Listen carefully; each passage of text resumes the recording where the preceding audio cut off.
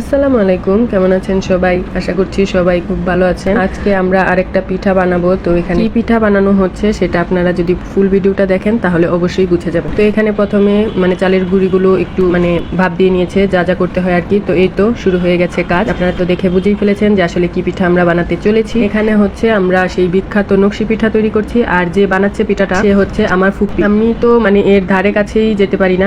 এই পিঠা যে কিভাবে বানায় আমি ধ্যান ধরে বসে থাকলেও আমি বুঝি না। যদিও একটা পিঠা শখ করে বানাইতে গেছিলাম, কিন্তু পিঠার হয়নি। তো এই তো আজকে এই পিঠাটা বানালাম, সেটাই আপনাদের সাথে শেয়ার করলাম। তো যাই হোক, এখানে ওরা পিঠা বানাচ্ছিল, কত সুন্দর সুন্দর পিঠা দেখেন। তো এখানে সবগুলা ডিজাইন করে করে রাখছিল, আর আমি তো পিঠা বানাতে পারি না, সেজন্য আমি পিঠা ভাজতে চলে গেলাম। তো পিঠা ভাজারও একটা নিয়ম আছে, এখানে ডিজাইনটা নিচে দিতে হয়। তো এভাবে করেই আমি সবগুলো পিঠা ভেজে নিচ্ছি। এখানে অনেকগুলো পিঠা ভাজা হয়েও গেছে, আর কিছু পিঠা বাকি আছে, সেগুলো ভেজে নিব। আর এটা তো অনেকে শুধুও খায়, আবার অনেকে গুড় দিয়েও খায়। আমরা দুইভাবেই খাই। তো সেই গুড় দেওয়াটা আর হয়নি, এটা কয়েকদিন পরে দেওয়া হবে। তো সেইটা আর শেয়ার করা হয়। তো আজকের মতো এই পর্যন্তই। সবাই ভালো থাকবেন। আল্লাহ হাফেজ।